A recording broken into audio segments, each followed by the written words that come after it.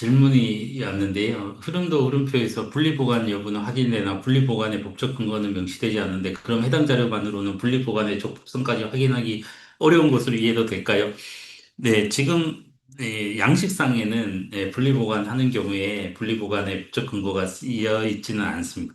네, 다만 이제 분리보관을 이제 다른 법에 따라서 이제 하는 경우에는 사실 뭐 여기다 써주는 게 좀 더 타당해 보이는데 사실 공공기관 같으면 저희가 영향 평가를 해보면 분리보관 되는 경우가 그렇게 많지 않거든요. 왜냐하면 수집 자체가 법에 따라 수집하는 거기 때문에 그 법에 따라서 수집을 하고 그 법에 따라서 보유를 하고 있는 것이라서 네, 대부분의 경우에는 분리보관 없이 그냥 수집이 되고 좀 보관이 된다 이렇게 보시면 될 것 같아요. 근데 뭐 몰이 있어서 전자상거래법에 적용을 받고 전자상거래법에 따라서 회원 탈퇴를 하더라도 거래 기록을 보관해야 되는 의무가 있다라고 하면 그 경우에는 이제 분리 보관해야 되고 법에 따라서 3년 또는 5년 동안 이제 보관해야 될 텐데 그런 경우에는 전자상거래법의 근거를 어디에는까지 써주는 것이 좀 타당해 보입니다. 하지만 지금 양식에는 지금 네, 없기는 하고요. 이 양식은 양식일 뿐이니까 네, 그런 것들이 필요하면 평가기관들이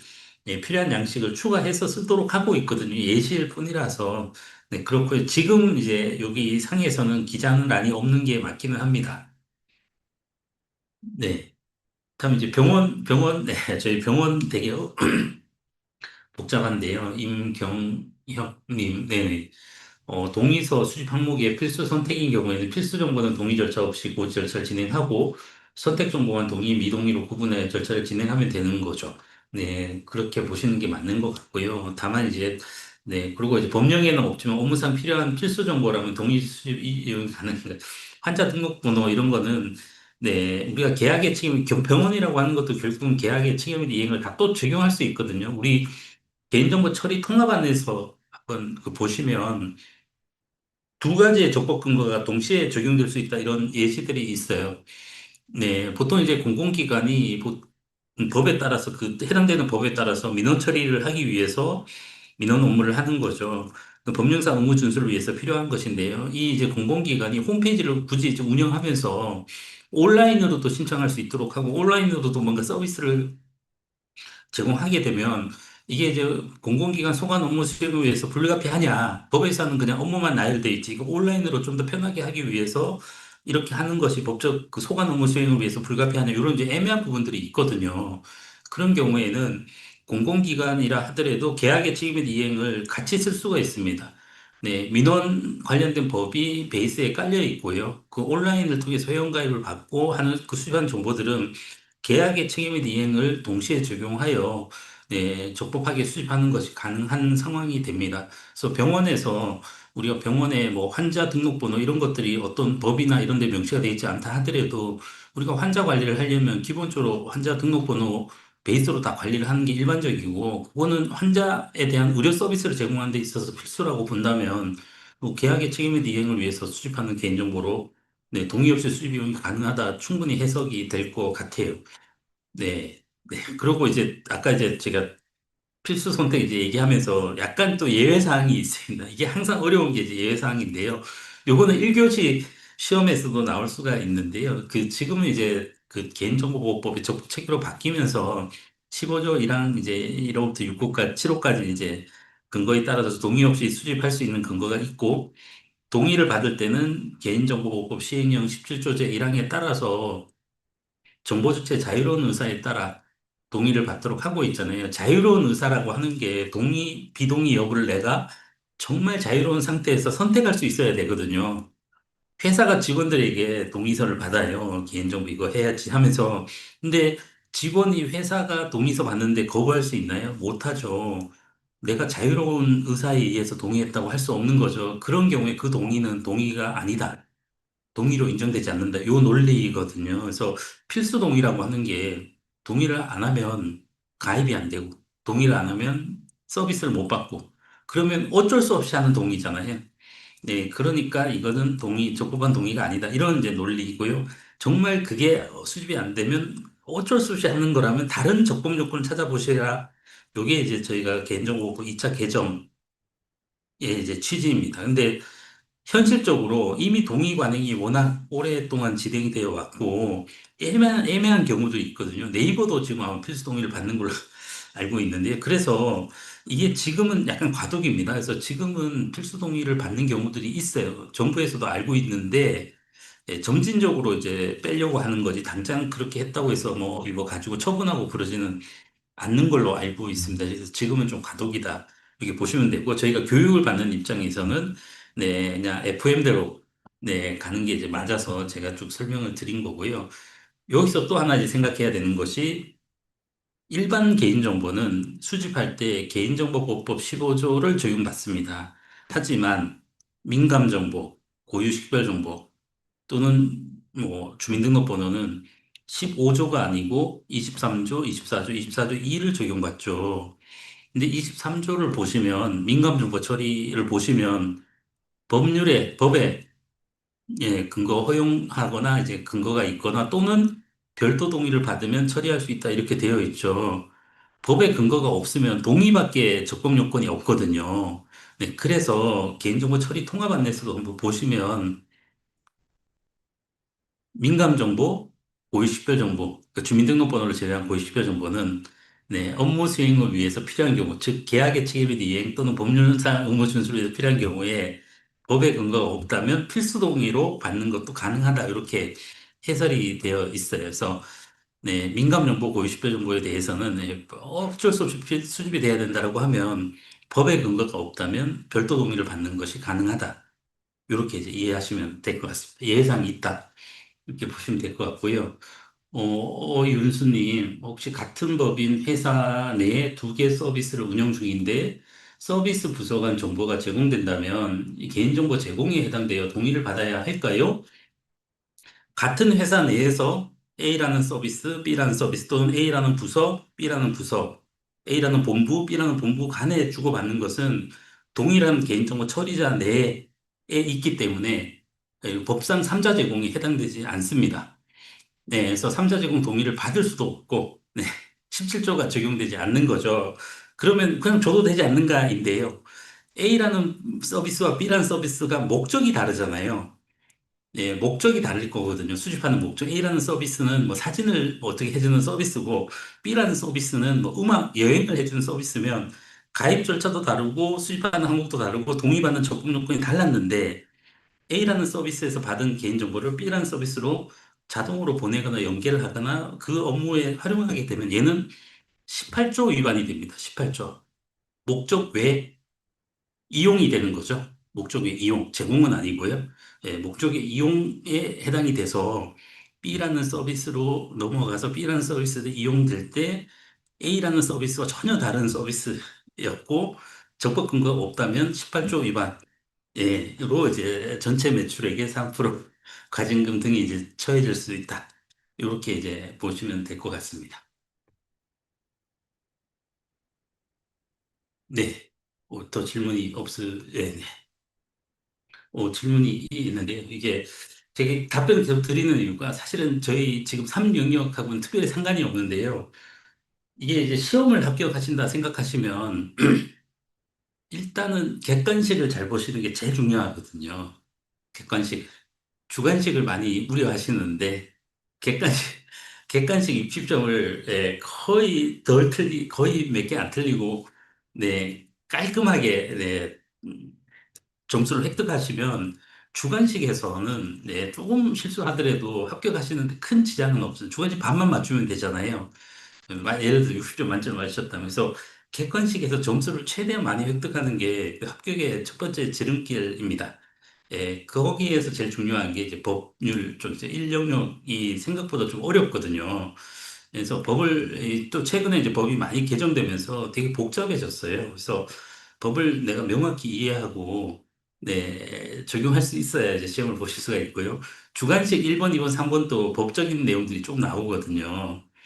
동의서라거나 뭐 처리 방침이라거나 뭐 이런 것들이 나오기 때문에 기본적인 법적 지식을 가지고 계셔야 합격을 하실 수가 있습니다. 그래서 그 차원에서 제가 지금 답변을 드리고 있는 거라고 보시면 됩니다. 이창수님께서 계약을 위한 동의 같은데 동의서를 받고 있다면 고지로 바꿔야 한다고 동의서 문제점을 지적하는 게 맞나요? 아니면 과도기라 지적하시는 게 맞습니다. 영향평가에서는. 네. 지금 정부의 방침 자체가 네, 법에 근거가 있으면 동의를 받지만 말고 고지만 하세요가 방침이잖아요. 그리고 저희가 영향평가 자체는 공공기관을 대상으로 합니다. 공공기관 수준평가할 때 정성지표 쪽도 계속 그 동의받지 않고 하도록 계속 유도를 하고 있거든요. 공공기관 수준평가에서도요. 그래서 네, 이거 명백히 동의 없이 수집이 가능한데 동의를 받고 있으면 오히려 이제 계속 말씀드린 개인정보 시행령 17조에 따라서 적법하게 이제 동의의 조건을 충족한다고 보기 어렵기 때문에 우리가 영향평가 관점에서는 지적을 하시는 게 맞는 것 같아요. 네. 앞으로 해야 되는 거라서 그렇습니다. 네. 네, 다시, 네, 이어서 넘어가도록 하겠습니다. 예, 그래서 우리 개인정보 흐름도를 작성을 했잖아요. 개인정보 흐름표를 작성했죠. 그러면 흐름표를 기반으로 흐름도를 이제 작성하시면 됩니다. 네, 그래서 수집, 보유, 이용, 제공, 파기 흐름을 이제 한눈에 이제 파악할 수 있도록 흐름도를 작성하는데요. 이 흐름도를 작성할 때는 총괄 개인정보 흐름도, 그러니까 전체를 한눈에 이제 볼 수 있는 총괄 개인정보 흐름도와 평가 업무별 개인정보 흐름도 앞에서 우리가 개인정보 평가 업무를 세 개로 나눴다면 그 세 개, 다섯 개로 나눴다면 다섯 개, 총괄, 그 업무별 흐름도가 있습니다. 개인정보 흐름도는 개인정보 흐름을 정확하고 명료하게 확인할 수 있도록 구체적으로 작성하고 다양한 도형, 색상, 실선, 점선 등을 통해 식별성을 높일 필요가 있습니다. 네, 이거 가지고 앞으로 관리하시라는 의미이기 때문에 흐름도를 보고 흐름이 바로 이제 직관적으로 이해될 수 있도록 좀 구체적이고 식별성 있게 작성해 달라. 이게 이제 기본 가이드입니다. 뭐 작성 방법이 굉장히 나와 있는데 이게 실습 때 다 하실 거라서 네, 첫 번째 총괄 개인정보 흐름도입니다. 그러니까 전체 업무가 한눈에 보여야 되기 때문에 너무 막 세세하게 그리면 너무 복잡해지죠. 그래서 네, 이제 앞에서 우리 이제 업무가 있었죠. 업무가 뭐 다섯 개면 다섯 개 업무를 이제 이런 식으로 약간 끝부분이 이렇게 동글 한 박스에다가 이제 업무를 기재를 하고, 네, 그다음에 이제 정보 주체인지 민원인인지 이제 수집하는 수단들을 여기다 이제 기재를 하신 다음에 이제 기관의 이제 개인정보 처리 시스템의 개인정보 파일을 이제 명시를 하고 네, 외부 연계가 있으면 이제 외부 연계 기관을 이렇게 도형화해서 이제 표시를 하고 내부 시스템끼리 연계가 있다면 요런 이제 요런 도형을 통해서 내부 연계에 대한 이제 항목과 간단한 설명들을 기재를 하고 이제 파기에 대해서는 그냥 약간 박스 안에 서술형으로 쭉 서술을 하는 게 이제 요 기본적인 좀 총괄 흐름도기 때문에 너무 구체적으로 쓰면 다 못 그리거든요. 그래서 전체 흐름을 한눈에 이제 괴갈할 수 있도록 이제 작성을 하게 되고요. 네, 그 이제 작성 내용 이렇게 보시면 됩니다. 이거 실습 때 하실 거니까 실습 때 해보시면 한 번만 해보시면 돼요. 네, 그래서 이게 예시입니다. 그래서 민원 처리 시스템에 대해서 이제 개인정보 처리 업무 네, 흐름도를 보면 회원가입, 민원 처리, 회원 관리, 뭐 민원 심의라는 이제 업무들이 있는 것이고요. 회원 가입은 이제 민원인이 자신의 이제 PC를 통해서 웹만 있나 보죠. 그래서 PC를 통해서 자기의 신상 정보를 입력하면 민원 처리 시스템에 이제 등록이 되는 거고요. 민원 처리 시스템 DB에는 신청 정보, 신상 정보, 의료 정보가 이제 저장되어 있는 것이죠. 네, 그다음에 회원 가입을 할 때 신청서를 쓰면 이제 업무 처리 담당자가 네, PC를 통해서 이제 입력을 하게 되고 A 공단으로부터 이제 의료 정보를 연계해서 받아오는 것이고요. 땡땡 공단에는 신상 정보를 이제 시스템 연계를 통해서 제공을 하고 있고, 그다음에 이제 민원 처리 확인 시스템에는 이제 수납 정보가 이렇게 연계가 된다. 이렇게 이제 되는 거고요. 뭐 심의 의뢰서에 대해서는 이제 등기 우편을 통해서 심사원에게 이제 전달이 된다. 그다음에 파기는 이제 소각 또는 영구 삭제. 이게 이제 한눈에 보이는 흐름도라고 보시면 됩니다. 네, 그다음에 이제 요 각각의 회원, 민원, 뭐, 요런 업무 단위로 이제 업무별 개인정보 흐름도가 또 상세하게 이제 그려지게 되는 거죠. 그래서 이제 평가 업무별 개인정보 흐름도를 작성하게 됩니다. 실습은 흐름도 그리는 방법이 메인으로 될 것입니다. 그래서 이제 이 수집, 이용, 제공, 파기, 이렇게 이제 요런 포맷이 있는데요. 뭐 개인정보 업무를 오래 보시거나 민간에서 이제 컨설팅을 하신 분들은 요 양식보다는 오른쪽으로 가는 양식이 좀 더 익숙하실 거예요. 보통 이제 회사에서는 파워포인트로 개인정보 흐름도를 많이 관리를 하시거든요. 근데 파워포인트가 오른쪽으로 길잖아요. 네, 그래서 개인정보 흐름도를 오른쪽으로 많이 그려 나가십니다. 그러면 이제 얘는 보면 수집, 이용, 제공, 파기가 밑으로 내려와 있잖아요. 이 양식은 뭐냐라고 하면 아래에 한글에 붙여 넣는 걸 좀 염두에 두고 만든 양식이라고 보시면 돼요. 밑으로 길죠. 네, 흐름이 밑으로 길어지더라도 상관없이 밑으로 이제 가는 거고요. 일반적으로 파워포인트로 그릴 때는 수집, 이용, 제공, 파기 이렇게 오른쪽으로 그리는 게 일반적입니다. 어느 방식으로 그리거나 상관은 없고요. 우리 수행 안내서 예시는 이렇게 돼 있으니까 요 예시를 가지고 그냥 실습도 하시고 당분간은 이제 이렇게 하시면 될 것 같아요. 네, 이 개인정보 흐름도에서 이 선은 개인정보가 흘러갑니다. from to라고 보시면 돼요. 그래서 화살표의 방향이 되게 중요하고요. 네, 이 선이 하나 그려진다는 것은 어쨌거나 이 선을 통해서 하나의 개인정보가 흘러간다. 이 의미입니다. 그래서 선을 그리고 정보 주체로부터 외부 인터넷 접속 가능 시스템으로 흐름도가 화살표 방향이 가 있죠. 그래서 개인 정보 주체가 이 시스템에 뭔가 입력을 하면서 개인 정보가 수집이 된다 이렇게 보시면 돼요. 회사 입장에 수집이죠. 네, 그때 이제 여기 동그라미 1번, 검은색으로 된 동그라미 1번 있죠. 어떤 정보가 흘러가는지가 핵심이잖아요. 그래서 이렇게 넘버링을 하고 오른쪽에 처리 개인 정보 부분에 그 넘버링을 하고 어떤 정보가 수집되는지를 이렇게 나열해 줍니다. 예, 이렇게 이제. 그리고 이제 온라인, 그러니까 시스템을 통해서 온라인으로 이제 흘러가면 실선으로 그리는 거고요. 오프라인, 네, 내가 직접 방문해서 전달한다. 예, 이때는 점선으로 그립니다. 네, 오프라인 흐름들이 다 점선으로 표시가 됐죠. 그래서 한눈에 보이지만, 네, 한 그림에 있지만 딱 점선과 실선을 가지고 온라인인지 오프라인인지 딱 구분이 되게 됩니다. 네, 그리고 이제 정보 주체는 흰색 바탕, 개인정보 취급자는 이제 그레이 바탕. 이 색상을 가지고 딱 직관적으로 구분이 되죠. 뭐 DB는 DB 표시를 하는 거고요. 시스템은 이제 네모 박스로 표시를 합니다. 네, 이렇게 하기로 한 거죠. 네, 그래서 이렇게 이제 정리를 하고 흐름도가 쭉 그려지고요.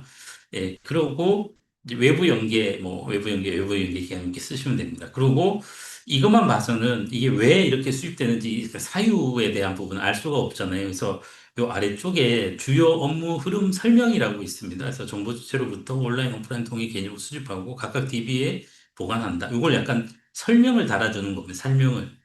그래서 이 그림만 봐서, 흐름도만 봐서도 왜 이렇게 흘러가는지가 이제 직관적으로 좀 알 수 있도록 간단하게 흐름에 대한 설명을 밑에 기재를 해주고요. 맨 마지막에 이제 우려사항을 쓰게 됩니다. 우려사항을 쓸 때는 흐름도의 어느 지점에서 우려사항이 있었는지를 표시를 해주는 거죠. 그래서 여기 보시면 연계 시스템을 통해서 제3자 외부 기관에 연계하는 요 구간에서 우려사항이 생긴 거죠. 그것의 이제 번호는 A라고 매긴 거고요. 두 개가 있으면 어딘가 B가 있겠죠. 예, 그래서 외부 기관과 인터넷을 통한 제공 시 암호화 전송이 이루어지지 않은 이 우려사항이 써지는 거고요. 근데 우리 저 뒤에 가면은 침해 요인 분석과 위험 분석과 계획 수립 단계가 있잖아요. 이게 결국은 다 지표랑 연결이 되거든요. 추적 관리가 돼야 되는 거죠. 그래서 요때 뒷부분에 지표번호 3.3.7을 이렇게 기재를 해주는 겁니다. 그래서 실제로 이제 이 내용을 보시다가, 여기서 좀 문제가 있네라고 하면 이제 이게 어떻게 조치되는 거지 상세한 내용을 3.3.7 따라가면은 이제 그 구체적인 문제점이 그쪽에 정리가 되어 있게 되는 거죠. 네. 이렇게 이제 보시면 되겠습니다. 이렇게 그리시면 돼요. 네. 밑에 설명은 이렇게 다 달려져 있고요. 실습을 해보시면 네, 금방 합니다. 네, 그래서 업무 단위로 이렇게 이제 흐름도를 쭉 그려 나가게 되는 겁니다. 업무가 세개면 이제 세개의 업무별 개인정보 흐름도가 여기 이제 작성이 되는 건데요. 그냥 뭐 내일 이제 다 실습을 하시겠지만 뭐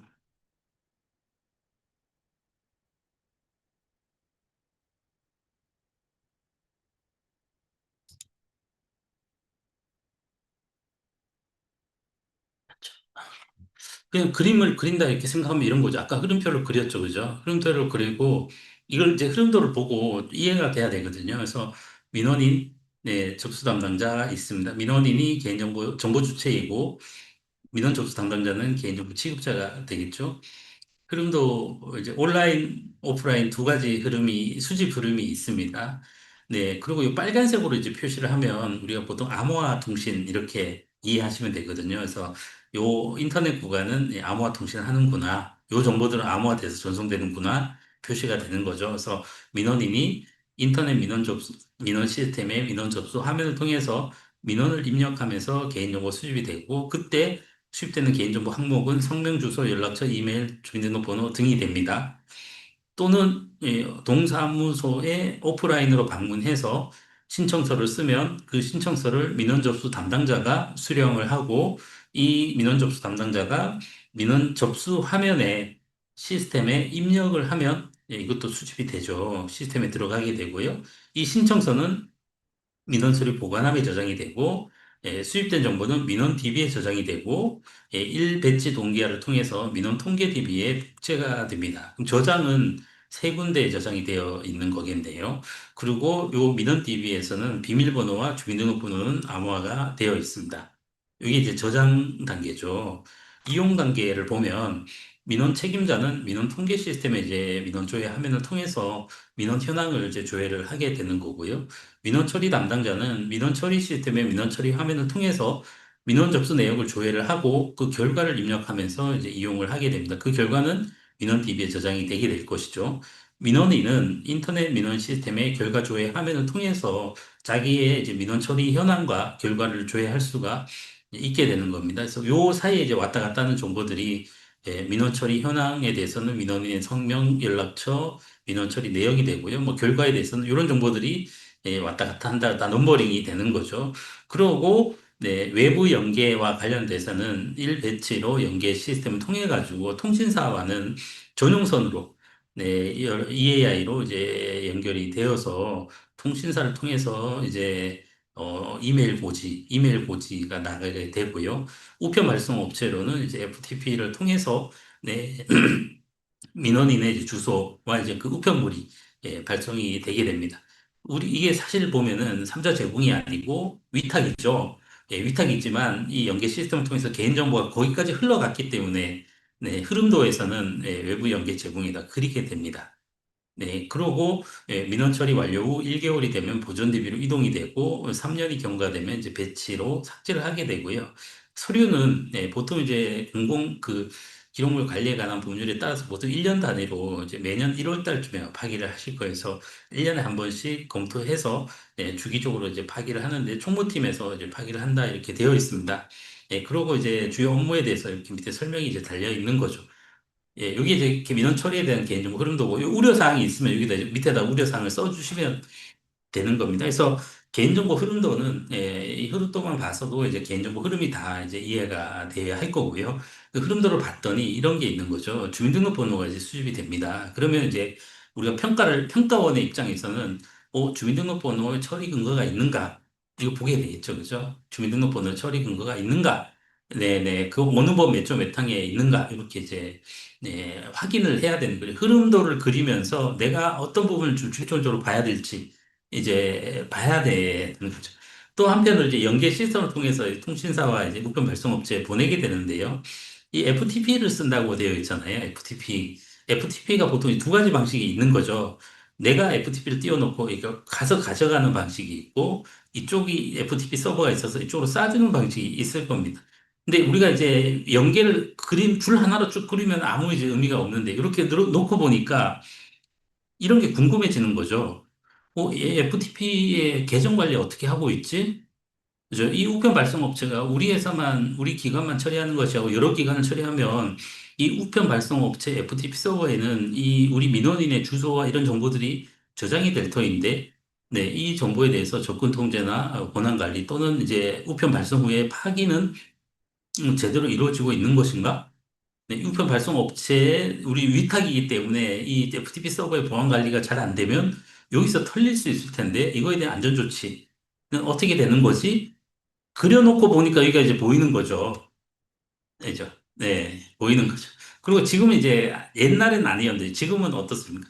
인터넷 구간으로 네, 개인정보에 안전사고 조치 기준 고시 제 7조, 7조 제4항인가요? 5항에 보면 개인정보를 정보통신망을 통해 인터넷망으로 송수신할 때는 안전한 알고리즘 암호화해야 된다. 이렇게 되어 있잖아요.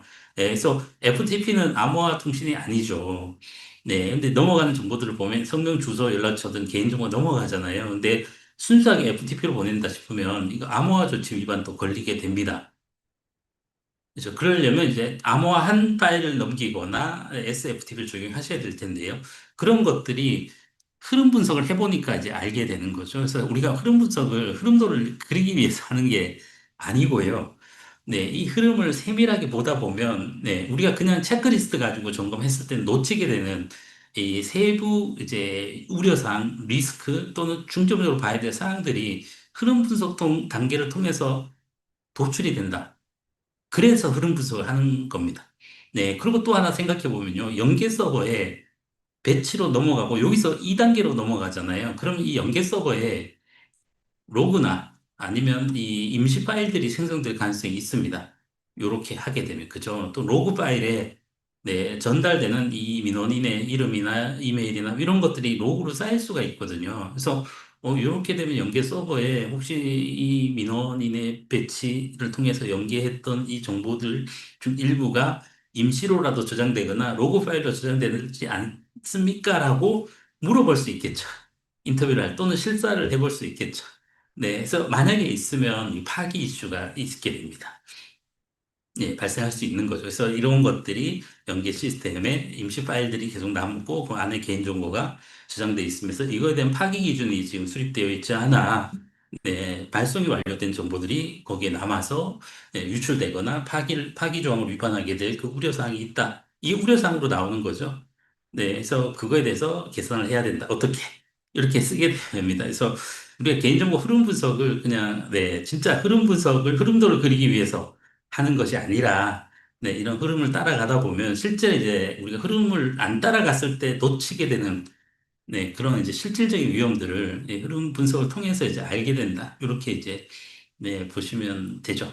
그리고 이제 통신사 우편 발송부터 수탁사가 됩니다. 그래서 뒤에 가면 이제 개인정보 26조에 따라서 수탁사 관리 감독, 수탁사에 대한 개인정보 처리 방침 공개, 수탁사에 대한 계약서 작성 이런 것들도 여기 봤더니 두 개가 식별된 거죠. 그래서 실제 다음 단계에서 평가를 할 때 얘들이 빠짐없이 등록이 되고 관리 감독이 되고 있는지 이런 것들도 같이 보게 됩니다. 입체적인 이제 평가가 가능하다 이런 취지가 있다라고 보시면 됩니다. 그래서 흐름 분석하는 게 되게 중요한데 이제 현실적으로 좀 형식적으로 되는 부분들이 좀 있는데요. 네, 이런 것들 잘 네, 본질을 좀 이해하고 제대로 좀 해주시면 좋을 것 같습니다. 여러분들은.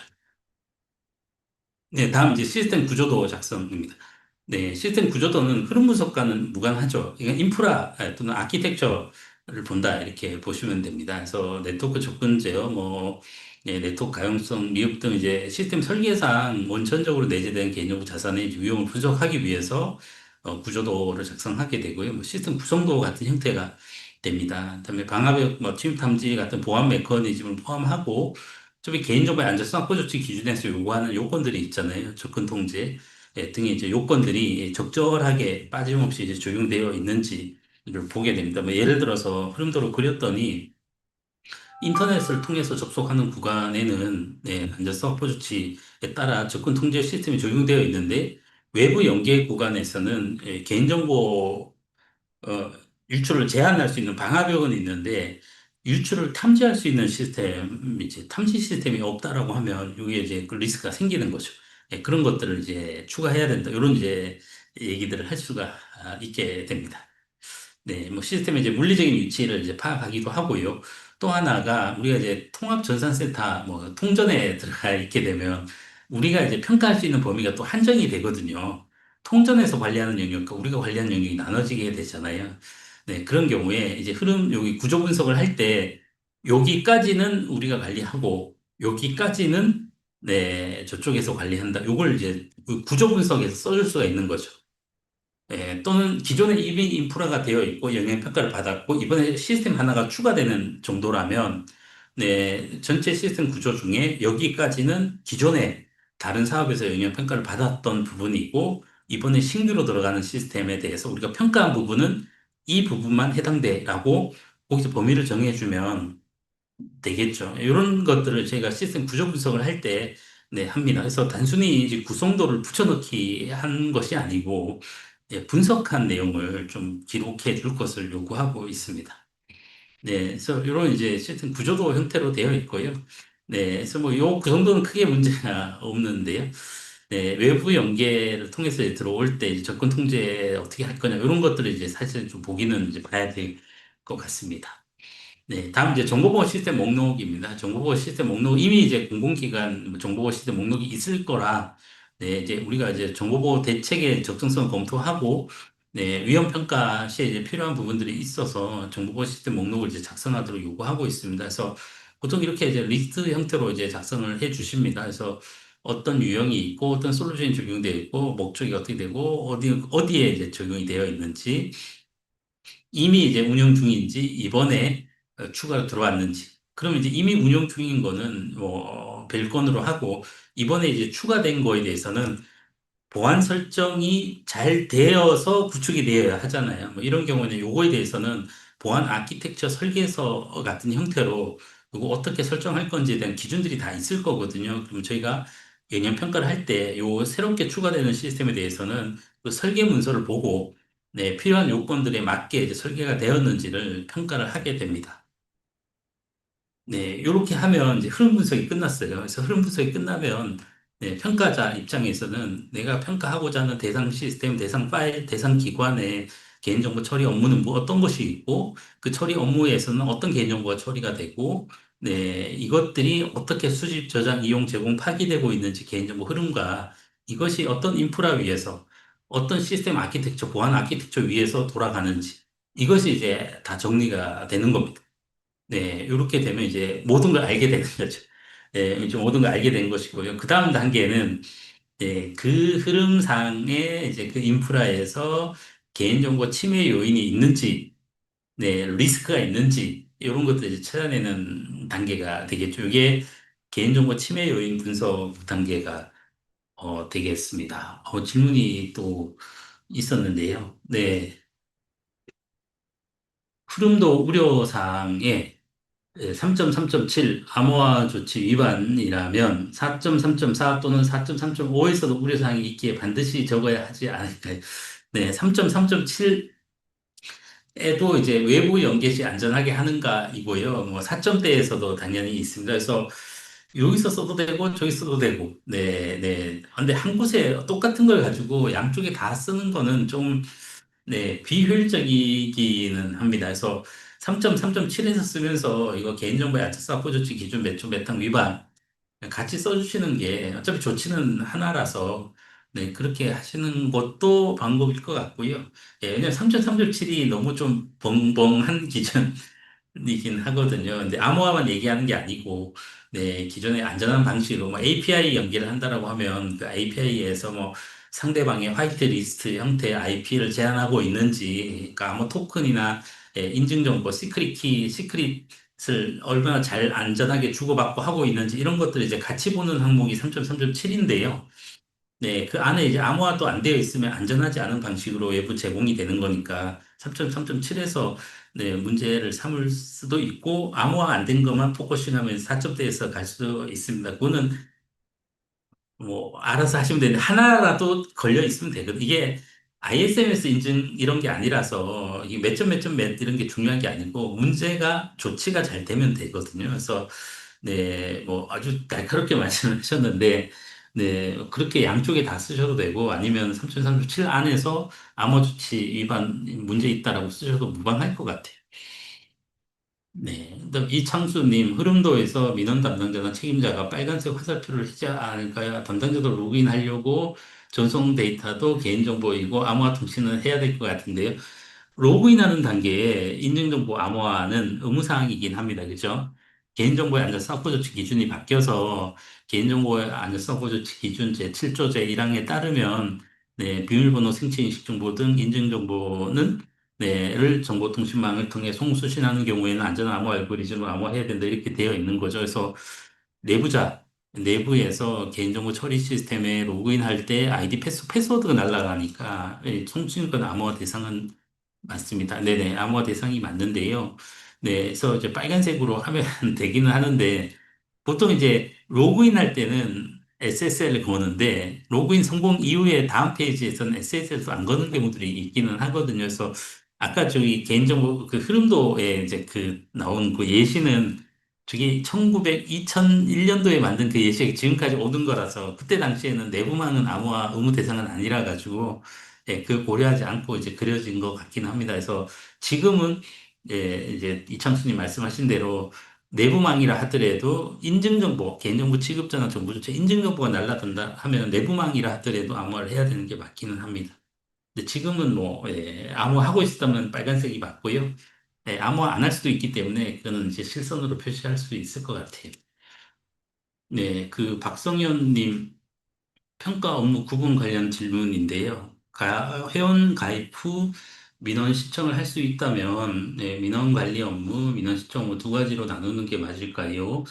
궁금한 게 회원 가입 시 신청받은 정보를 민원 신청 때 사용하게 되는데 흐름표 작성 시 민원 신청 업무, 민원 신청 없는 보유 이용 쪽만 작성하면 되는지 우리가 개인정보가 수집되는 단계를 보면 회원 가입이 있잖아요. 그죠? 보통 민원을 보면 회원으로 민원을 넣을 수도 있고 비회원으로 민원을 넣을 수가 있죠. 근데 회원은 민원과 무관하게 회원 가입 절차가 흘러가잖아요. 동의도 받고 그 회원 관리 목적으로 받는 거고요.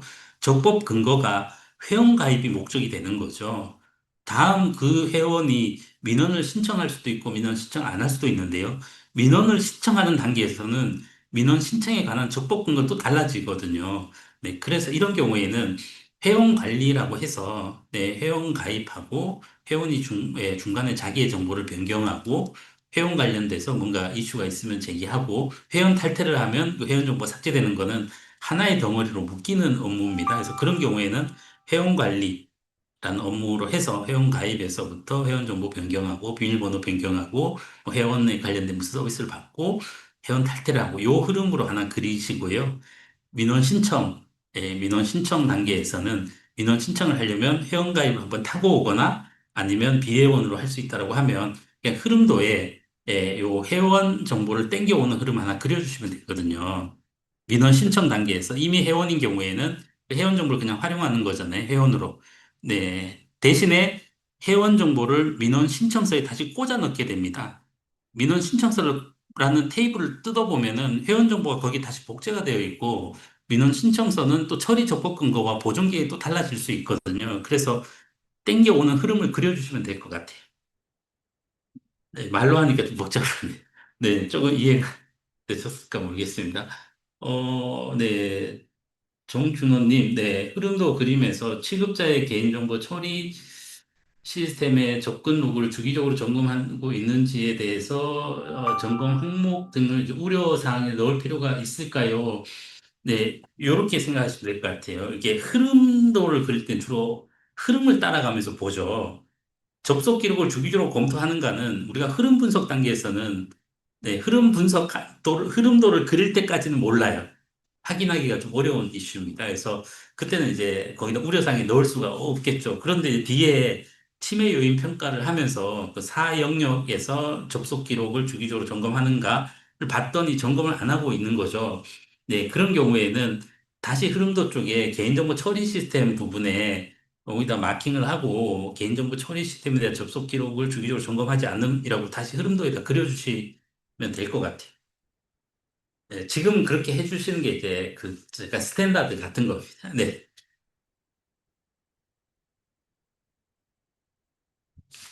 네, 네, 네. 질문 다 끝나시 넘어가도록 하겠습니다. 다음 이제 침해 요인 분석입니다. 침해 요인 분석이죠. 앞에서 이제 개인적으로 흐름 분석을 다 했습니다. 흐름 분석을 했으면 이제 그 흐름을 바탕으로 치매 요인을 이제 분석하게 됩니다. 치매 요인 분석은요, 우리가 이제 그 약간 이제 오해가 있으신 부분이 결국 이제 위험을 평가하는 거죠. 영향평가라고 하는 결국 위험이죠. 아직 발생하지 않은 것일 거니까요. 근데 그 위험을 평가하는 여러 가지 방법들이 있습니다. 뭐 우리 잘 알고 있는 베이스라인 어프로치가 있고, 디테일드 어프로치가 있고, 컴바인드 어프로치가 있고, 인포멀 네, 어프로치가 있는 거죠. 근데 우리가 이제 기본적으로 베이스라인 어프로치 같아 보여요. 그죠? 평가 항목을 작성하고, 즉, 체크리스트를 만들고, 체크리스트를 가지고 점검을 하고, 그걸 이제 보고서에 작성하는 형태인데요. 약간 이 두 가지가, 그러니까 디테일드 어프로치와, 그러니까 베이스라인 어프로치를 약간 변형해서 쓰고 있는 방법론이다. 이렇게 보시면 돼요. 이게 뭐냐라고 하면, 앞에 우리가 흐름 분석까지 했잖아요. 흐름 분석을 해보니까, 얘는 아주 특별한 기술을 쓰고 있네요. 블록체인을 쓰고 있거나 AI가 막 접목돼서 쓰고 있는 거죠. 그러면 네, 우리가 법에서는 15조부터 쭉 체크리스트가 나와 있지만 이 기술에 내재된 아주 이 기술에 좀 특유의 리스크가 있을 수 있겠네. 이 기술을 쓰기 때문에라고 생각이 되면 체크리스트를 그대로 쓰는 것이 아니고 이 평가 항목 작성에서 네, 그 기술의 특유의 리스크에 해당되는 항목을 추가하라 이겁니다. 네. 여기 현황 분석까지 했잖아요. 사용되는 기술, 이 아키텍처 흐름을 다 봤으면 그 흐름에서 발생할 수 있는 그 리스크를 찾을 수 있는 항목을 추가하고 그 항목을 가지고 평가를 하는 겁니다. 그래서 그걸 통해서 대상 시스템의 특성을 반영된 네, 위험 분석을 할 수 있도록 침해 요인 도출될 수 있도록 해라. 요 관점이에요. 만들어진 체크리스트 그대로 쓰는 게 아니고요. 네, 대상 시스템의 특성, 또 특유의 기술, 또 위험의 환경 등을 고려해서 평가 항목을 모디파이, 최적화하고 평가 항목을 가지고 평가를 하고 미흡한 사항에 대해서 위험도를 산정해요. 이렇게 이제 네, 방법론 자체는 네, 만들어져 있습니다. 근데 이걸 꼭 쓰라는 건 아니고요. 평가기관이 알아서 네, 자율적으로 하나인데 거의 그냥 이 방법론을 그대로 다 쓰고 계세요. 네, 이 이제 첫 번째가 이제 평가 항목의 구성입니다. 이게 되게 중요하겠죠. 평가 항목. 평가 항목에서 빠지면 이게 베이스라인 어프로치가 되게 좋기는 한데요. 네, 그 터널 프라블럼 이런 게 있어요. 그죠? 터널에 들어가면 주변을 못 보잖아요. 예, 그래서 앞은 정확하게 보는데 그 터널에 없는 주변부를 볼 수 없다라는 리스크가 있습니다. 그래서 평가 항목을 얼마나 잘 만드느냐. 진짜 이런 경우도 있습니다. 법이 바뀌었는데 평가기관의 평가자가 옛날 체크리스트를 가지고 평가를 해요. 그래서 법이 바뀐 것이 평가에 전혀 반영이 안 돼 있다. 안전성 보조치 기준이 바뀌었는데 전혀 반영이 안 돼, 평가가 안 된 거죠. 영역 평가를 했는데 평가가 안 된, 네, 이런 거 진짜 심각하거든요. 그래서 평가 항목을 잘 만드는 게 되게 중요합니다. 네, 평가 항목 만들고 평가하고 문제 있는 거에 대해서 침해 요인 도출하고 위험도를 선정한다. 이렇게 보시면 됩니다. 예, 평가 항목, 그 중에 첫 번째 평가 항목입니다. 예, 평가 항목에 이제 지금 수행 안내서, 이게 계속 이제 수행 안내서가 업데이트 되면서 평가 항목이 계속 좀 바뀌고 있어요. 그래서 5개 영역, 29개 분야, 121개 평가 항목이 있습니다. 네, ISMS-P 인증 기준으로 보면 101개죠. 이 ISMS 101개 내에는 121개가 있는 거고요. 우리 결함을 찾는 게 이게 핵심은 아니라서, 네, 이게 뭐 개수가 이렇게 중요한 것 같지는 않습니다. 그리고 1영역 대상 기관의 개인정보 관리 체계는 1년 이내에 다른 사업에서 평가를 했다면 이제 제외할 수 있다 이렇게 되어 있고요. 평가 항목은 침해 사고 사례, 법제도 변화, 대상 기관, 대상 사업의 특성 등에 따라 추가 삭제 변경 등 탄력적으로 구성하여 사용하고 하라고 하고요. 특히 개인정보보호법 엄청 자주 바뀌잖아요. 네, 법령 고시가 개정되었다면 반드시 평가 항목에 반영하여 점검 네, 하도록 하고 있습니다. 특히 이제 법이 워낙 자주 바뀌기 때문에, 그리고 시행일이 다 다르기 때문에, 평가 시점에 이제 최신 법규를 확인해서 평가를 하실 필요가 있고요. 유예 기간이 있거나 입법 예고 상태인 경우에도 평가를 하는 게 맞습니다. 왜냐하면 영향평가잖아요. 네, 그렇죠. 나 지금 당장 위반이 아니면 ISMS 같은 경우에는 지금 당장 위반이 아니면 결함으로 내기가 좀 어렵습니다. 근데 영향평가는 네, 침해 요인으로 도출 가능합니다. 미리 하는 거기 때문에 그렇습니다. 예. 네, 평가 영역 또 나오죠. 네, 영역평가 고시 별표 5에 이제 되어 있고요. 5개 영역, 29개 분야, 네, 63개 이제 세부 분야로 나눠져 있습니다. 요 뒤에까지 다 외우실 필요는 없고요. 대상 기관의 개인정보 보호 관리 체계, 대상 시스템의 개인정보 보호 관리지. 보시면 개인정보 취급자 관리, 개인정보 파일 관리, 처리 방침, 내부 관리 계획 이렇게 되어 있죠. 근데 개인정보 취급자가 공공기관 갔더니 그 공공기관의 개인정보 취급자가 만 명, 그 만 명에 대해서 지정 관리 감독 보는 게 아니고요. 내가 영역 평가를 하려고 하는 대상 시스템, 땡땡 시스템에 취급자가 만 명은 아닐 거잖아요. 그 취급자를 봤더니 만 명 중에 100명이 취급자예요. 땡땡 부서, 땡땡 부서, 땡땡 부서만 취급자로 되어 있는 거죠. 그러면 여기서는 취급자 관리는 뭘 보냐라고 하면 만 명이 아니고 우리 대상 시스템의 취급자인 100명의 지정 관리 감독을 보시면 됩니다. 왜냐하면 요 영역이 시스템 영역이기 때문에 그렇습니다. 개인정보 파일도 내가 평가하려고 하는 대상 개인정보 파일이 되고요. 개인정보 처리 방침도 그 기관의 전체 처리 방침 있잖아요. 그걸 보라는 게 아니고 그 안에 내가 평가 대상이 되는 개인정보 처리 시스템 또는 개인정보 파일과 관련된 내용이 처리 방침에 게시되어 있는가를 본다라고 보시면 돼요.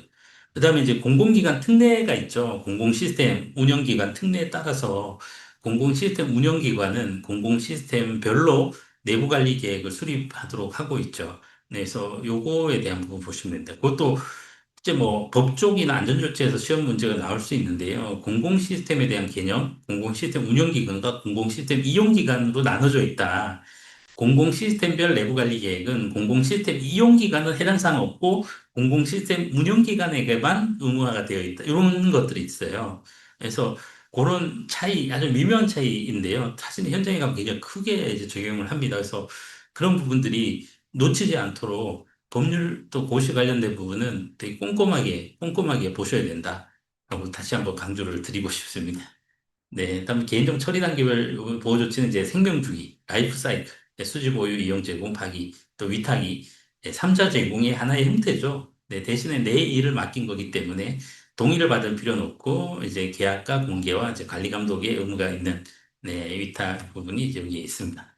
다음 이제 대상 시스템의 기초 보호 조치는 개인정보의 안전 서포 조치 기준 제5조부터 있는 겁니다. 접근 권한 관리, 접근 통제, 암호화, 접속 기록, 악성 프로그램 등 방지, 물리적 접근 방지, 개인정보 파기가 있는데요. 이게 이제 이 항목이 옛날에 만들어지다가 수정이 안 돼서 그런데 여기 보시면 이제 출력 시 보호 조치 있죠. 출력 복사 시 보호 조치가 지금 개인정보 안전 서포 조치 기준 제 12조인가요? 네, 이제 들어와 있잖아요. 그죠? 옛날에 없었는데 이제 이게 들어오다 보니까 이게 지금은 이제 의무사항이 돼버린 거예요. 여기 기타 기술 보호 조치는 뭐 안전 서포 조치 없는 내용들을 이제 묶어 놓은 건데 필요한 것을 지금 와서 보니 이 출력시 보호 조치는 이제 의무사항으로 들어는 와 있습니다. 그 정도 그냥 참고하시면 될 것 같고요. 그다음 특정 IT 기술 활용 시 이제 보호 조치에 대한 부분은 이제 고정형, 이동형, 생체 인식 정보, 위치 정보, 감염 정보, 자동화된 결정, 인공지능 앞으로 시간이 지나면 계속 또 늘어날 수 있을 겁니다. 이렇게 되어 있습니다. 네, 저희 또 49분이 되어서 이제 10분간 쉬고, 네, 3시에 다시 이어서 하도록 하겠습니다.